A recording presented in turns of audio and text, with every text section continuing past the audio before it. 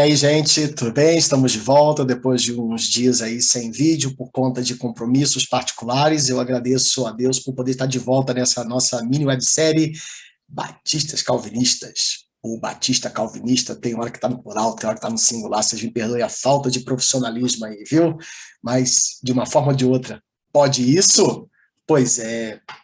Tentando ajudar o seu Zé, que quem sabe declara lá a fé de uma forma um tanto calvinizada, né? E esteja ficando calvo igual coisa feia no pentear o cabelo de manhã, isso que dá folga, taquei um bonezão e tô aí dando uma de garotão. Só que a barba branca não deixa, não. Pois é, vamos lá. Hoje eu quero tratar de uma coisa um pouco difícil. Inclusive, eu teria aqui algumas situações da região onde eu vivo, muito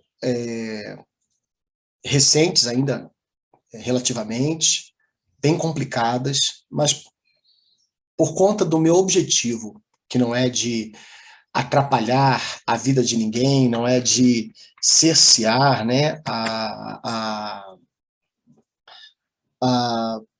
a liberdade dos irmãos, nem a comunhão, pelo contrário, é promover e trazer luz. Eu não vou trazer o meu caso em particular, que existe, para vocês terem uma ideia, já falei isso na apresentação do vídeo, ou no segundo, não me lembro, aqui na Quinta Igreja Batista Nova Friburgo, nós tivemos que fazer uma assembleia como igreja, para que a igreja livremente decidisse rever se ela desejava ter um pastor declaradamente calvinista de 5 pontos. Sou adepto da TULIP, né?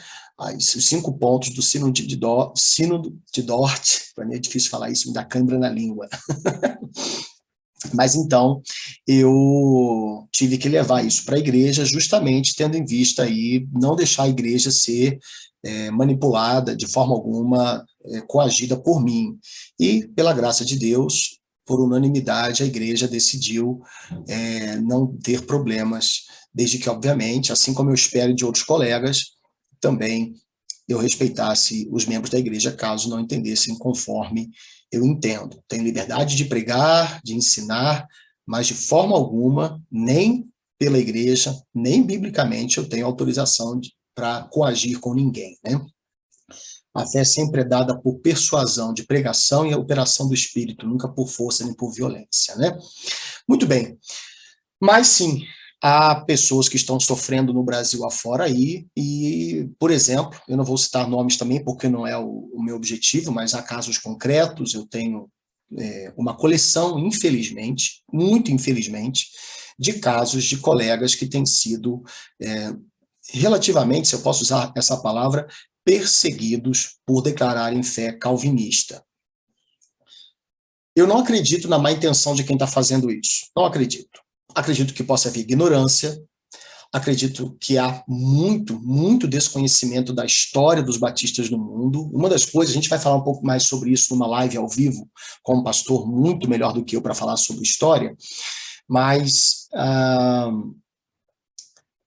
é assustador o tanto que os batistas brasileiros dos últimos 30 e poucos anos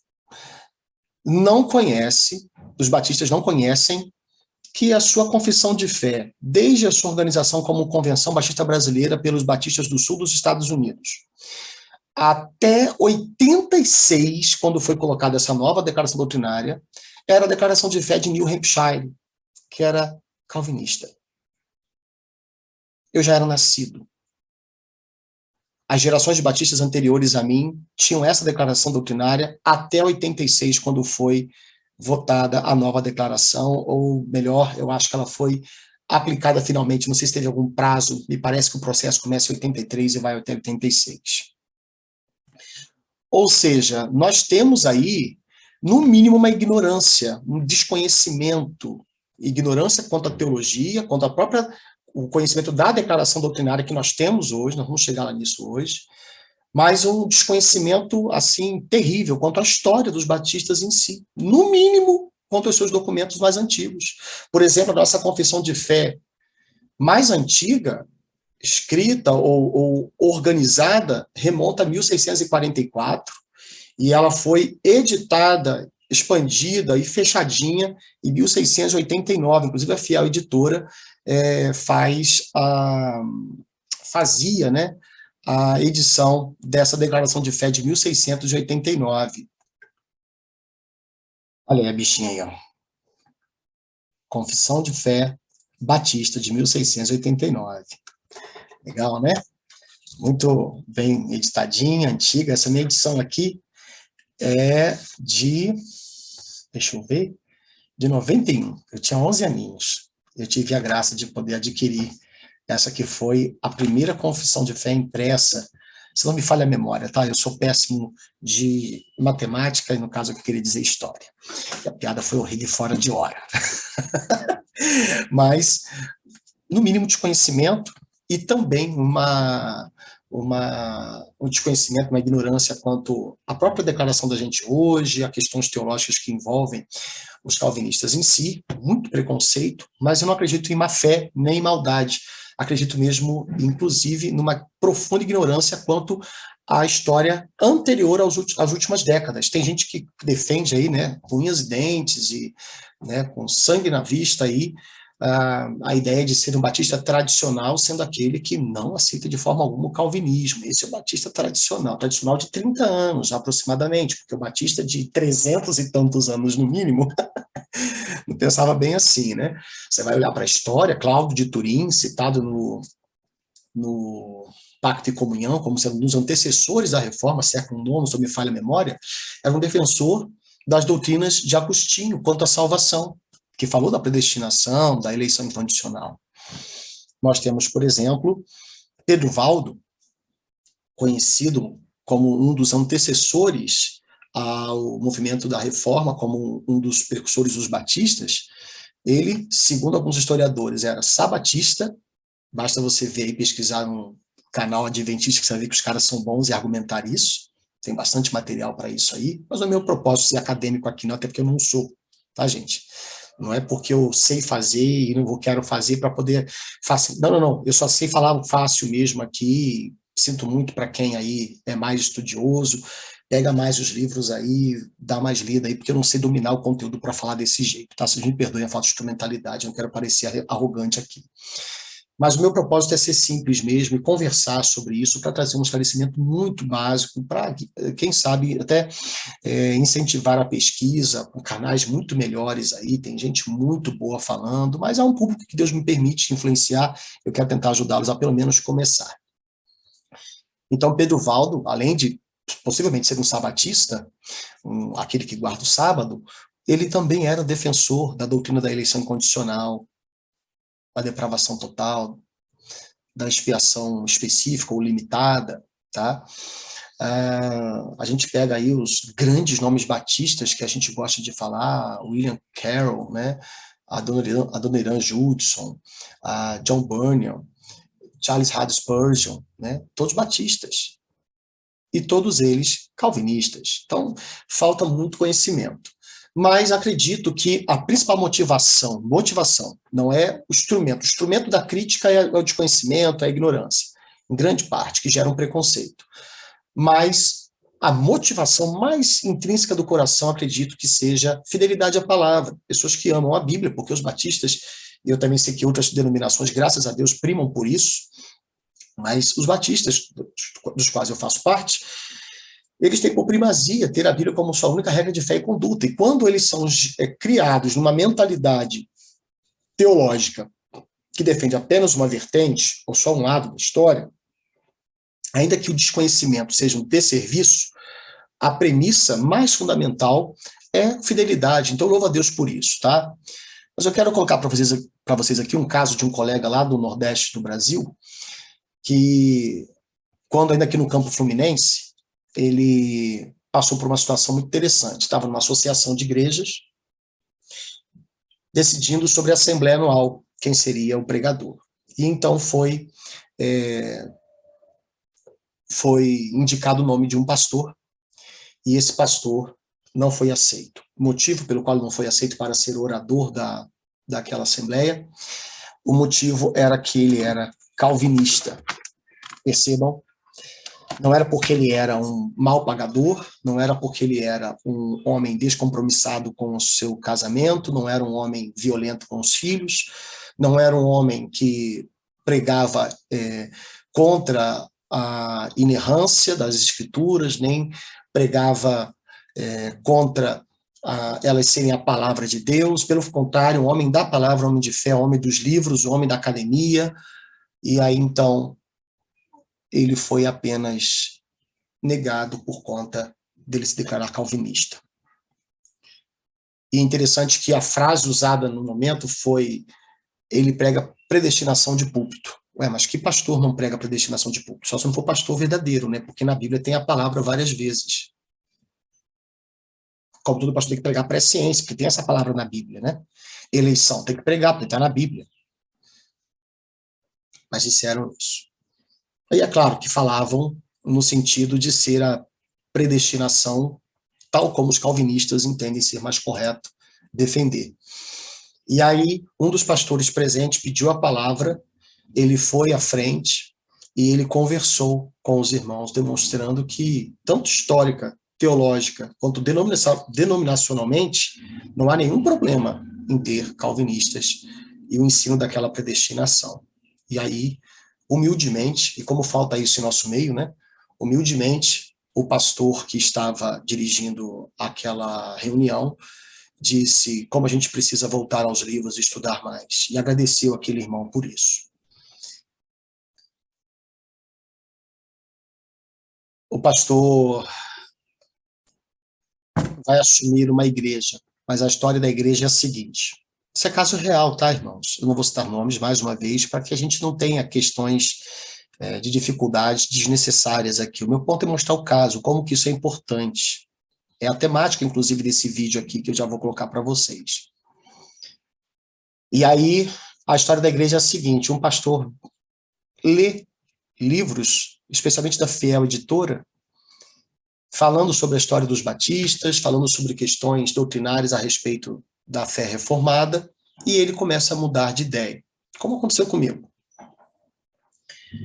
E foi quando ele, conversando com a igreja, teve muita resistência, só pelo fato de estar defendendo uma nova visão. Em si, eu acho que isso não é um problema, porque se a gente não caminha junto no que pensa, a gente tem que definir, de fato, se dá para caminhar junto no trabalho da igreja local, né? Não dá para andar dois juntos se não estiverem de acordo. Então, há questões secundárias da fé que permitem que a gente tenha alguma distância segura, né? Por exemplo, quando o apóstolo Paulo escreve aos Romanos, ele vai colocar que não era pecado comer de tudo, e também não era pecado deixar de comer algumas coisas pela fé. O ponto é que quando as pessoas estão juntas, elas abrem mão daquilo que lhes é particular para viver aquilo que é comum, mas quando estão em seu particular, elas podem e devem viver a sua liberdade. É o que Paulo vai colocar também em 1 Coríntios capítulo 8, sobre, inclusive, questões de alimentação. Isso é muito interessante. Mas aí, então, 80 pessoas foram embora da igreja. E dos que ficaram, eles já estavam interessados em saber, peraí, como é que nunca contaram isso para a gente? E, infelizmente, acontece muito isso, de muita gente desistir de conversar. Está acontecendo isso no mundo demais, é uma atitude mundana. No mundo isso existe, e as pessoas estão cada vez mais segregadas, separadas nos seus guetos. Igreja é mosaico. Pela mesma base, nós temos a multiforme composição, gente de todo povo, tribo, língua e nação, e por que não, gente de várias vertentes secundárias de entendimento das escrituras, porque as primárias, as bases são as mesmas, é o que nos une. Mas, a algum nível, ter coisas diferentes para compartilhar, né? Pois bem, então, mas essas pessoas não quiseram nem sequer conversar, foram embora. E aí, os que ficaram, foram poucos, inclusive, estavam interessados em aprender. Quando esse pastor chega, eles passam a estudar a história, a teologia, e a igreja até, inclusive, volta a olhar mais para a declaração de New Hampshire como base, faz parte da sua classe de novos membros agora estudar sobre isso, e ela já declarou em assembleia que o próximo pastor deverá declarar fé reformada para estar à frente da igreja. Pessoas que não sejam dessa orientação, eu não sei como eles vão tratar isso lá, mas cabe isso da denominação? A gente vai ver daqui a pouco. Não é uma forma de traição a declaração doutrinária da Convenção Batista Brasileira, da qual todo batista da CBB deve ser signatário, igrejas locais e membros das igrejas, pastores que se filiam à ordem, né? Como é que fica isso, não é? Mas acontece, olha só que situação aconteceu ali naquela igreja.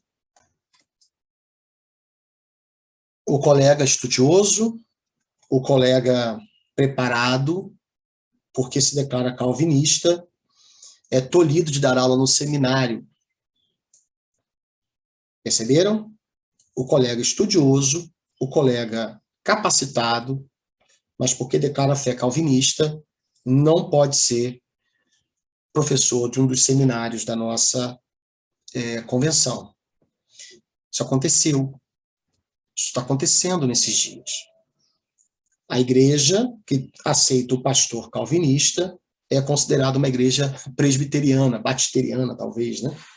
E aí, então, ela não é bem vista onde ela está inserida e não tem mais a participação que tinha na sua associação por conta da declaração que ela faz de ser calvinista.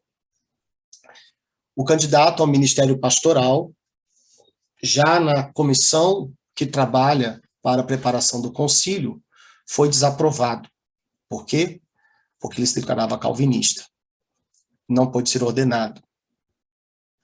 Isso aconteceu também. Perceberam? Gente, nenhum desses casos que eu estou colocando diz respeito à minha associação, tá? Onde eu estou aqui na Associação Batista Serrana. Tem situações aqui? Tem. Eu vivi? Sim. Outros viveram? Também.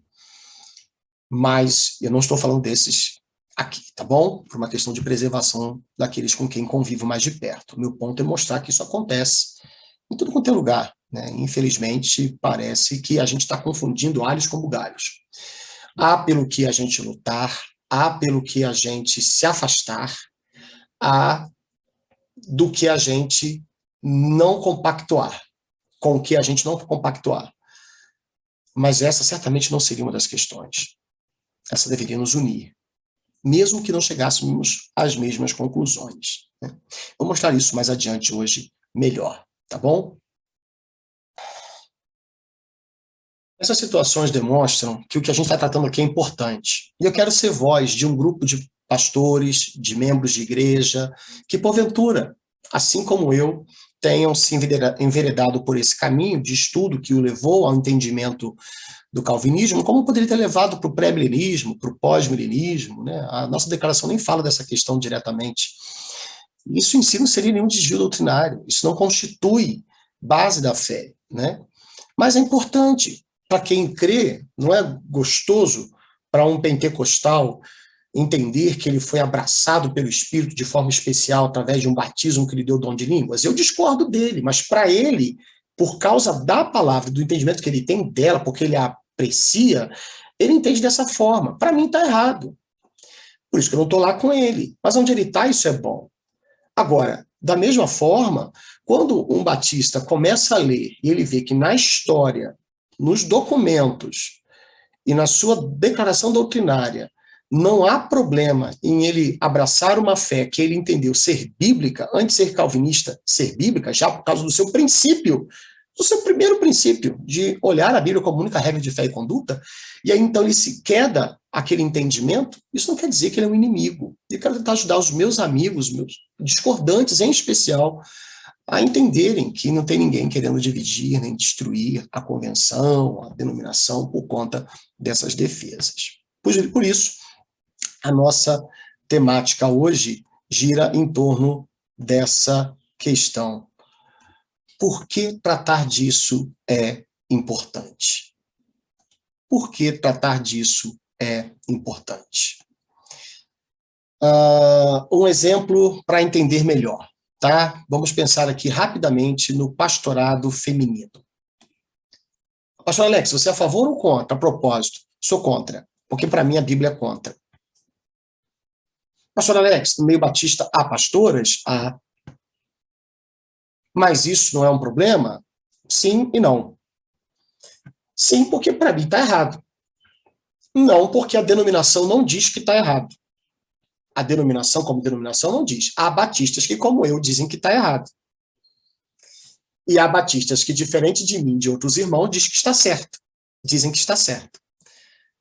E a convenção não se posicionou dizendo que nem é obrigatório fazer, nem é proibido fazer ordenação de mulheres no ministério pastoral. Ela disse que ficaria com as sessões regionais. A convenção, a Ordem de São Paulo não ordena mulheres. A Ordem Fluminense, do Estado do Rio de Janeiro, ordena. Respeita-se. Respeita-se. Ou vai-se embora. Só tem um lugar para mudar isso, para ser obrigatório ordenar. Se um pastor se negar a ordenar, votar favoravelmente, porque uma mulher está ali como candidato ao ministério pastoral feminino, por ser mulher, ele vai ser expulso da ordem. Ele é obrigado ele pode não votar favorável por conta de outras questões, não porque ela é mulher. Se for obrigado a votar, eu tenho que sair. Mas não foi votado isso pela convenção, né? Não está na declaração doutrinária que seja obrigado. O contrário também não diz que é proibido. Então, se tiver um grupo de pastores que concorda com o Ministério Pastoral Feminino, estiverem votando para a ordenação de uma mulher, eles podem fazer maioria suficiente, 80% das presentes ao concílio ali, e está aprovado. Eu discordo, mas eu respeito. São entendimentos diferentes das escrituras quanto a essa questão. Não é meu papel como batista dizer que não pode acontecer. Para mim não deve, mas pode. Não deve porque para mim está errado. Mas, denominacionalmente falando, documentalmente falando, não há autorização da minha parte de dizer em nome dos batistas que não pode se ordenar mulheres. Assim também, a gente precisa aplicar esse princípio à questão do calvinismo no meio de nossa denominação. Então, quero continuar com vocês pensando justamente nisso. Se a gente entender o exemplo do pastorado feminino, e por que a gente deve conviver com esses dois grupos, já que a convenção não se posicionou oficialmente sobre ser obrigatória a ordenação ou proibida, ficou a cargo das sessões, então, tranquilo, vamos conviver. Assim também é o tema em voga. Pode haver calvinistas na CBB? Será que pode? Bom, o que os nossos documentos dizem? Deixa eu fazer um negocinho aqui para tirar esses negocinhos da frente de vocês. Pronto, eu acho que melhorou. Nossos documentos. O que diz a declaração de fidelidade doutrinária do candidato ao ministério pastoral? Eu acho que isso vai ajudar um bocadinho, né? Eu vou tacar fogo em mim, vou tacar fogo em mim, vou tacar fogo em mim primeiro. Tá aí, ó. Comprometo-me também, além de outras coisas, aqui estou só citando uma parte. Tá, pastor, onde está a fonte? A fonte você pega na internet, você coloca aí, que eu estou copiando da internet, todos os sites oficiais da convenção, tá bom? Eu não estou sendo técnico aqui não, tá? Estou tentando ser verdadeiro, né? Verossímil. Dá para verificar aquilo que eu estou fazendo, tá bom? Mas ele está aí gravado, está no vídeo, é só você olhar. Comprometo-me também a reconhecer e a obedecer às escrituras, Sagradas Escrituras, a Bíblia, como palavra de Deus e a permanecer fiel às doutrinas bíblicas defendidas e proclamadas pelos batistas brasileiros, conforme previsto na Declaração Doutrinária da Convenção Batista Brasileira. Isso aqui, um candidato ao ministério pastoral tem que assinar quando ele está passando pelo concílio. Ele foi aprovado, ele vai ser filiado à ordem, ele tem que assinar. Tá aí, ó. Diria o chapeludo do Valdemiro Santiago. Eu sou o bonezudo, ele é o chapeludo, né? Bom, e se o pastor mudar de ideia, como ele se compromete a agir quando dá ordenação? Ele se compromete assim, ó. Na hipótese de vir a ter uma outra experiência pessoal, entendimento ou prática diferente do contexto eclesiológico seguido pela Convenção Batista Brasileira, comprometo-me a espontaneamente exonerar-me do pastorado. Sai fora, meu filho. Você se compromete. Quando você está lá sendo ordenado, você se compromete. Palavra é palavra, é o fio do bigode. Né? Sim, sim, não, não. Está ali. Tem que ser considerado. Pois bem, está aí. Na hipótese de vir a ter outra experiência, entendimento ou prática diferente, o que se faz? Comprometo-me a espontaneamente exonerar-me do pastorado. Vocês estão percebendo o quanto que isso é sério, né? Agora, olha só, nossos documentos. O que diz o termo de posse do novo pastorado em uma igreja local? Tem um novo pastorado, né? Alguém vai exercer o pastorado ali naquela igreja, e aí tem um termo lá, diz o seguinte: ele se compromete a aceitar como fiel às Sagradas Escrituras, a declaração doutrinária da Convenção Batista Brasileira. E também, se um dia e por desventura descrer da palavra de Deus e das doutrinas de nossa fé, que nossa fé, declaração doutrinária da Convenção Batista Brasileira, deixar o ministério em paz à Igreja de Jesus Cristo. É isso aí. Tá certo? Né? É o que a gente assina. Nossos documentos. O que diz o Estatuto da Quinta Igreja Batista Nova Friburgo, por exemplo?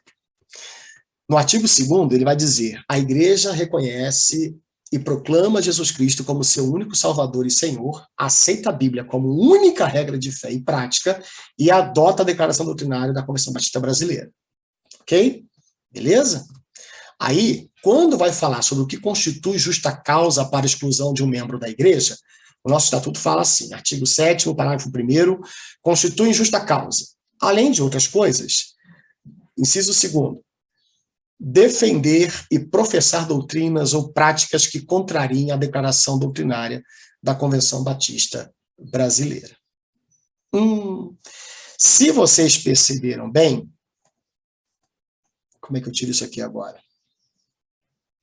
Deixa eu só fazer isso aqui sair. Eu preciso que você saiba. Ah, é aqui.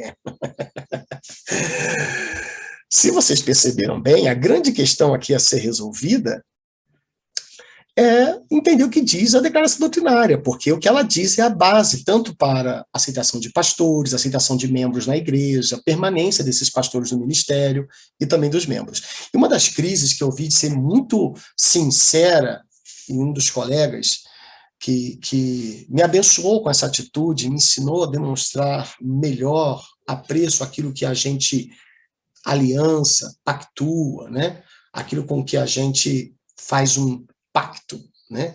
Aquilo com a qual a gente firma um compromisso, a gente tem que ver e tem que avaliar. E por falta de entendimento, eu quase cheguei a deixar o pastorado e ia deixar a Igreja Batista mesmo. Para mim, eu estava sendo um traíra. Até que também outro colega, alguns colegas vieram, conversaram e me deram a alegria de entender. Peraí. Pensa direito. A coisa parece que não é tão preto no branco, são não 500, são 5.000 tons de cinza. Vídeo anterior, se você perdeu, veja lá, tá no canal, tá? Tem que dar like? Não. Tem que escrever? Também não. Se quiser aprender o conteúdo que vai passar para ajudar, aprendeu, sabe falar, não precisa nem citar fontes. Isso aqui não é meu. Isso aqui não é meu, não. Isso aqui é pra gente, tá? Para ajudar, tá bom? Mas se você não viu, se quiser ver, fica à vontade.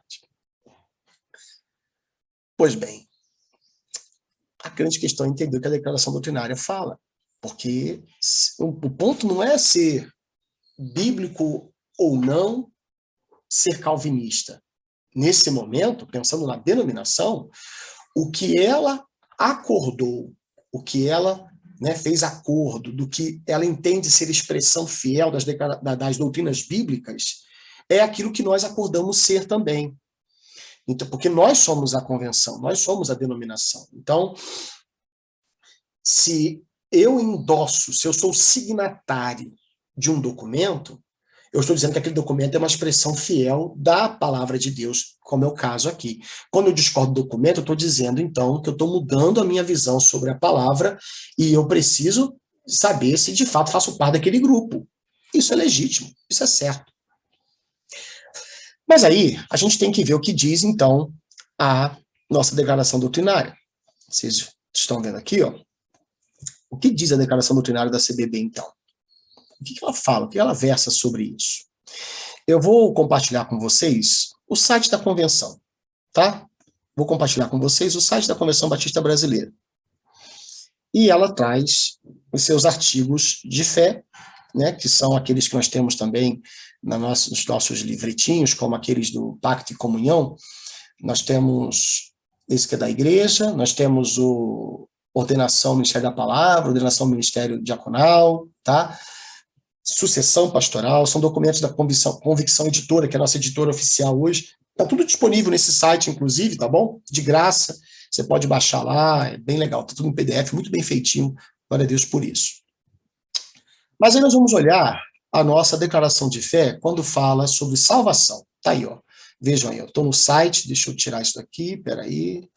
Olha lá, estou no site aqui da convenção, tá, ó, tá ali, ó, convençãobatista.com.br, tá?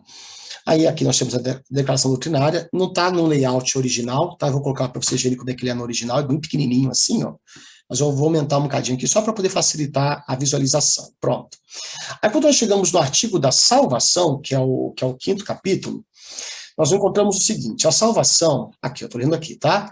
A salvação é otorgada por Deus pela sua graça mediante arrependimento do pecador e da sua fé em Jesus Cristo como único Salvador e Senhor. Tá bom? Eu poderia ressaltar aqui, né, que ela é um dom gratuito de Deus, que Deus oferece a todos os homens e que compreende a regeneração. Pastor, já tem um problema. Calvinista não crê que Deus oferece a todos os homens. Quem disse? Isso é desconhecimento. Todo calvinista crê que Deus oferece a todos. Se a obra da graça é eficaz em todos do mesmo jeito, é outra coisa. Nós temos o que nós biblicamente temos como chamado geral e chamado eficaz. Para nós isso é muito claro nas Escrituras. Eu vou falar sobre isso mais em outros vídeos. Mas sim, Deus oferece a todos os homens. A oferta, de fato, é para pregar a toda criatura. Ninguém discorda disso. Nem Calvino, nem eu. Ok? Interessante quando ele fala da regeneração, ele fala assim, ó, a declaração fala: a regeneração é o ato inicial da salvação em que Deus faz nascer de novo o pecador perdido, fazendo dele uma nova criatura. É obra do Espírito Santo em que o pecador recebe o perdão, a justificação, a adoção como filho de Deus, a vida eterna e o dom do Espírito Santo. Nesse ato, o novo crente é batizado no Espírito Santo, é por ele selado para o dia da redenção final e é liberto do castigo eterno de seus pecados. Uau! Uau! Glória a Deus por isso. Bênção demais. A gente vê um texto desse aqui, tá certinho. Então, não sei se é uma linha, não sei que ponto é esse ponto 1 aqui, ó, fala assim: há duas condições para o pecador ser regenerado: arrependimento e fé. Eita! Como é que fica? Porque está dizendo que há duas condições para o pecador ser regenerado.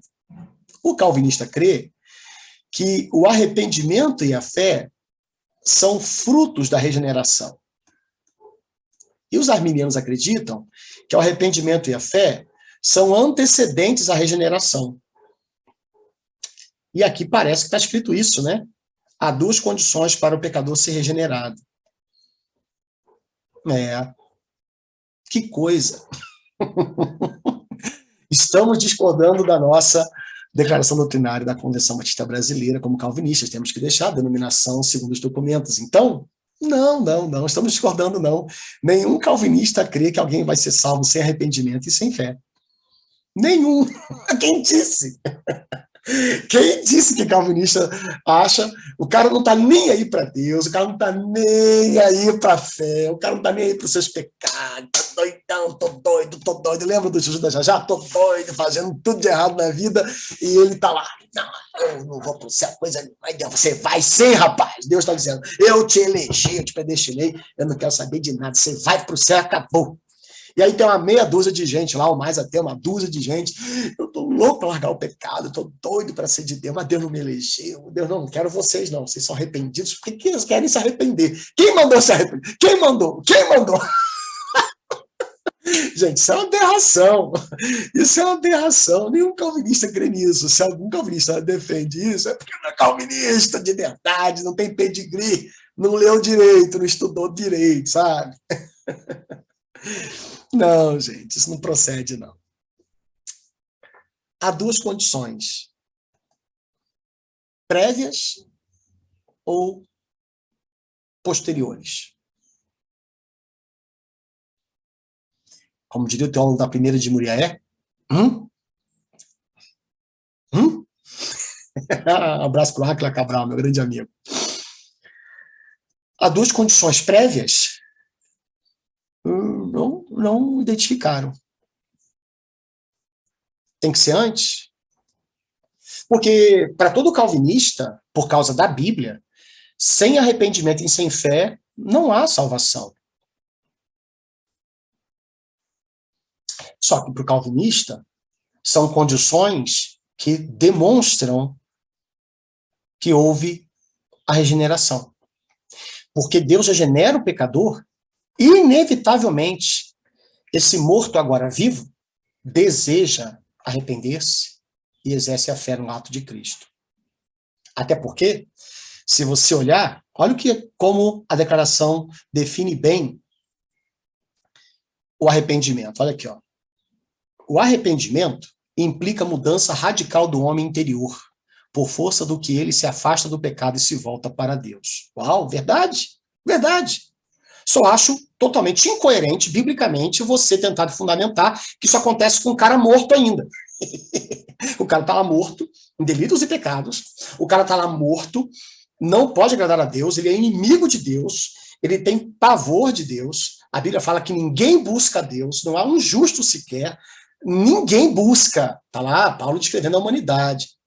Mas outro ele fala que ninguém agrada a Deus. Aí o sujeito está nesse estado, e nesse estado ele muda radicalmente o seu interior, se afasta do pecado e se volta para Deus. Aí Deus faz ele nascer de novo.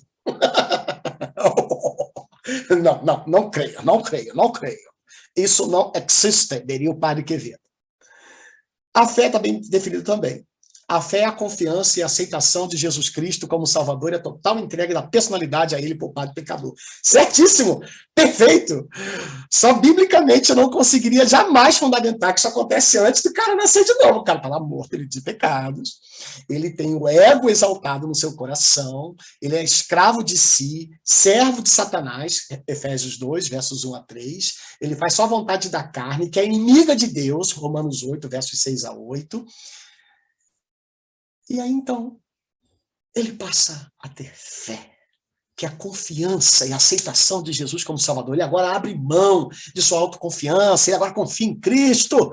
Ele, então, entrega todo o seu ser a Cristo como pecador. Ele entrega seu ser todo a Cristo como seu Salvador. Aí ele vai nascer de novo. Ah, não. Essa conta não fecha. Biblicamente, para mim, ela não fecha. Por isso que para mim está certinho aqui. Talvez pudesse ser melhor escrito, tá? Mas sim, há duas condições para o pecador ser regenerado. Como é que eu sei se ele foi regenerado ou não? Arrependimento e fé.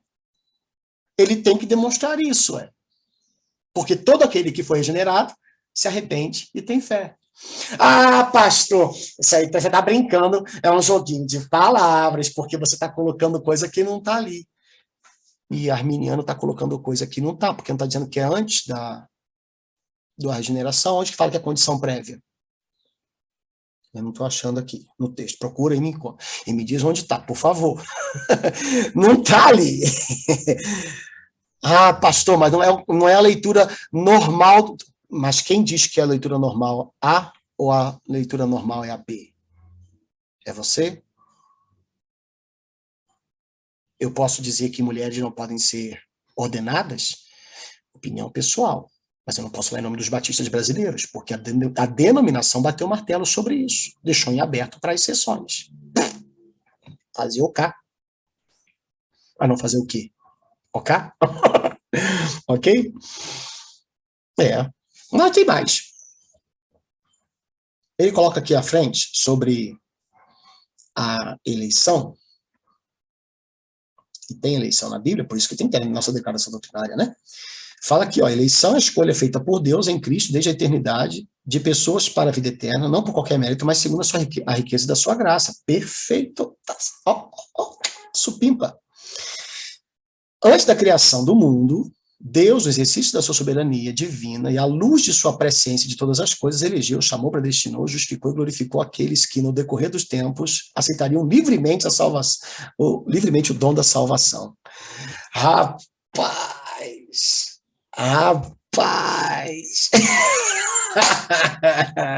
E aí, pastor? De novo.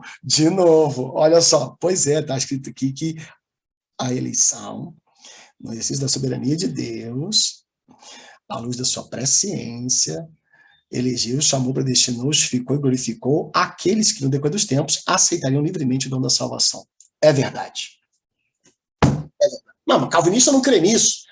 A pessoa não aceita livremente. É Deus quem condiciona. Não, gente.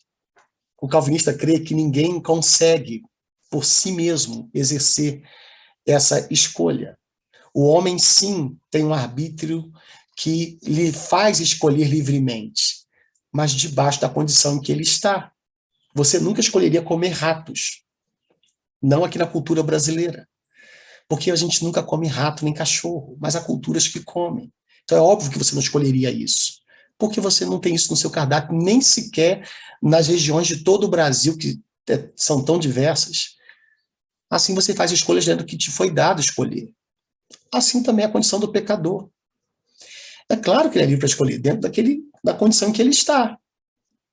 E aqui, no caso, quando Deus dá a nova condição do novo nascimento para um pecador que antes morto agora está regenerado pelo poder do Espírito, ele livremente aceita. Porque é coisa de vivo aceitar a fonte da vida. É coisa de quem tem sede beber água. É coisa de quem tem fome comer. É natural desejar buscar sustento para a sua vida. Isso é inerente a quem está vivo. Porque Deus deu vida, é por isso que ele aceita livremente. Ninguém é forçado a crer. Todo calvinista crê nisso, meu querido. O ponto 2. Ainda que baseada na soberania de Deus, essa eleição está em perfeita consonância com o livre-arbítrio de cada um e de todos os homens. Perfeito! Mas está perfeito, perfeito. Mas calvinista não crê nisso, pastor. Crê, claro que crê. Ué, vamos lá. Ainda que baseada na soberania de Deus, essa eleição está em perfeita consonância com o livre-arbítrio de cada um e de todos os homens. Sim, todo aquele que crê, ele tem arbítrio para desejar o Senhor.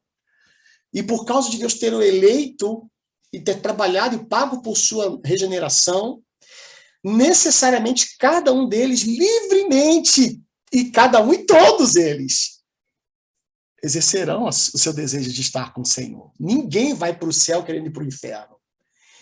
E ninguém vai para o inferno querendo o Senhor. Isso é livre. Pastor, mas aí é o meu entendimento, dá licença. Aonde está escrito um documento batista da convenção que diga que eu não posso crer assim? Por que a sua interpretação vale a minha, não? Enquanto os batistas brasileiros não sentarem e não fizerem um documento que diga, lá no capítulo 6 de nossa declaração doutrinária, no ponto 2, quando colocamos o livre-arbítrio de cada um de todos os homens, nos referimos a todos os seres humanos indistintamente, crentes e não crentes, os que vão crer e os que não vão crer. Aí sim. Mas não está escrito isso aqui.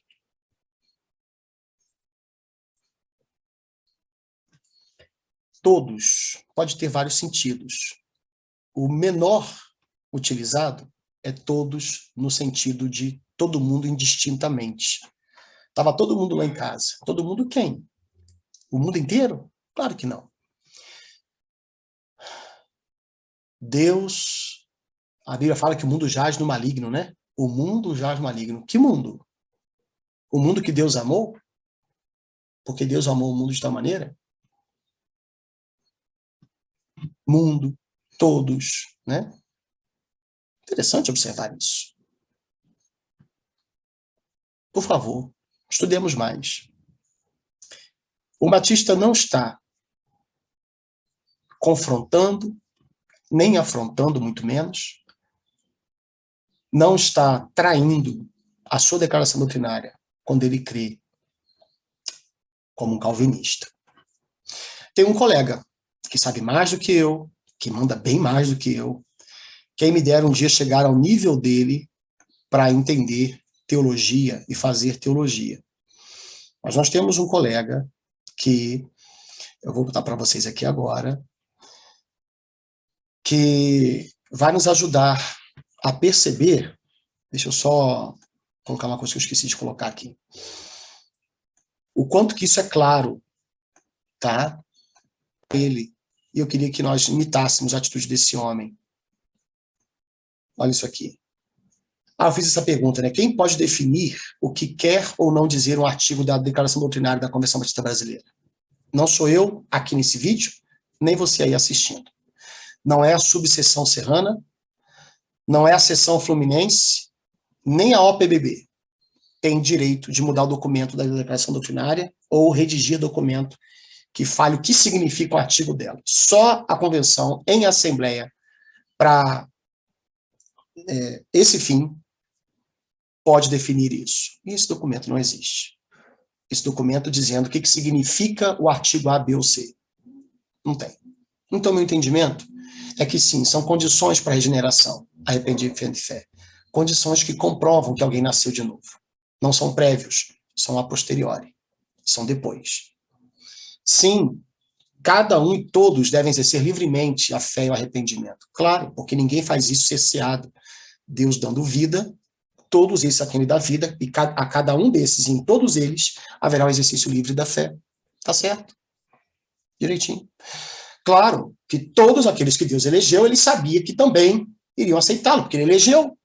Aí alguém vai dizer assim, não, é porque aceitaram, porque iriam aceitá-lo, que ele elegeu. Aí eu entendo que não. Eles vão aceitar, perdão, deixa eu reformular, parecia Dilma falando aqui agora. O arminiano vai dizer assim, não, ele só elegeu porque antes da eleição ele viu o livre exercício da fé. Aí eu digo o contrário, não. Porque ele elegeu primeiro, houve a liberdade para crer, porque ele deu vida para aqueles que ele elegeu incondicionalmente. Essa é a ordem para mim que é biblicamente correta. Mas a declaração doutrinária, pois é, ela não diz isso exatamente para mim nem para você. Você pode dizer que sim, mas eu entendo que não. E aí fica eu e você, esperando que um dia, se Deus quiser, a convenção faça uma definição disso oficialmente. Se ela não fizer, a gente se respeita e convive. Ou não? Eu quero e preciso, porque para mim isso glorifica mais o Senhor. Ok?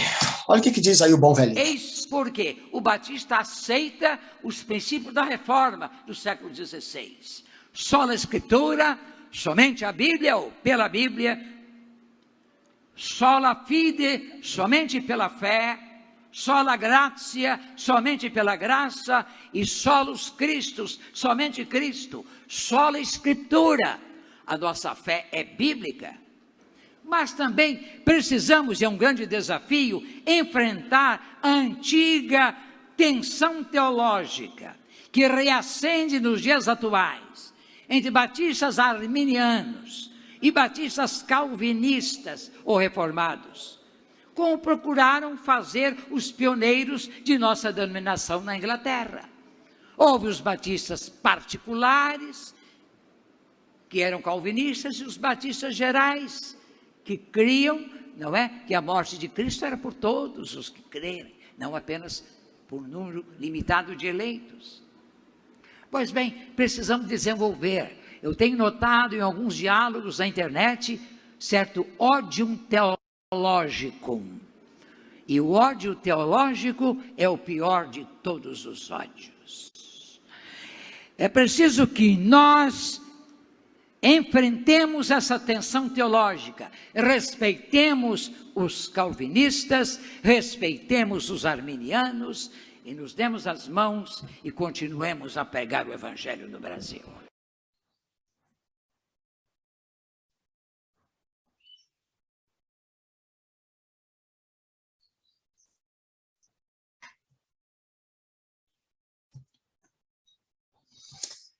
Muito bem. Tá certinho, bom velhinho, né? Que seja essa a nossa atitude. Para terminar, então, queria convidar os irmãos que têm se sentido acuados, quem sabe em crise ética, né? Como eu estive um tempo por falta de bom conselho, quem sabe você está precisando também daquilo que Deus me deu. E agradeço àqueles que me ajudaram e passo para você o que recebi. Que Deus te ajude também. Aqueles que discordam de mim, eu espero que haja respeito. E daqueles que comigo coadunam-se, né? Que coadunam-se com essa visão doutrinária, que haja respeito, para que a gente possa, então, conviver bem. Quando a gente sentar para conversar, pode ser que a gente não chegue no consenso. Mas enquanto a denominação oficialmente não se definir nesse sentido, a nossa declaração, como muitos dizem, quando reformada agora em 83 para 86 do século passado, ela tentou agregar todo mundo. Se foi o caso, não sei se foi o melhor, mas certamente fez, porque cabe todo mundo. Eu acho que eu demonstrei isso para vocês, e mesmo que eu não tenha te convencido, você não tem um documento que diga que a minha declaração, que a minha interpretação está equivocada. Você só tem o mesmo texto primário que eu. Não há uma ata da CBB dizendo que isso está errado. Pode ter da sua igreja, pode ter até de uma ordem subseção, pode ter de uma associação, mas não é da CBB. As igrejas da nossa denominação, elas estão acima de todas as instituições que são da convenção, as igrejas locais. Essa pirâmide, graças a Deus, é invertida. As igrejas são autônomas e elas cooperam de livre vontade e não por coação. Agora, abaixo das igrejas, é de onde vem todo o nosso poder, abaixo das igrejas nós temos as instituições. E essas instituições, sim, elas têm uma pirâmide. E a Convenção Batista Brasileira está acima de qualquer convenção estadual e regional. Associações, ordens, etc. Enquanto a CBB não bater o martelo a respeito disso, que a gente consiga conviver em paz. Por isso, com todo carinho e amor, eu digo para quem pensa como eu, não persiga quem pensa diferente de você, porque discorda de você. Mas eu também digo para aqueles que discordam de mim e do grupo que eu represento. Respeite-nos. Respeite-nos. Porque a gente não tem que concordar com você só porque você e um grande grupo, uma tradição de poucas décadas, concordam com você. Tá bom? É uma questão que a gente precisa ter maturidade para aceitar, bom senso para conviver e alegria em saber que estamos todos debaixo do mesmo reino, com as mesmas bases, admirando a mesma declaração de fé, porque ela expressa o nosso maior e mais importante documento, as Escrituras Sagradas. Bom? Um abraço a todos, obrigado pela atenção até aqui, que Deus abençoe a vida de cada um. Tchau.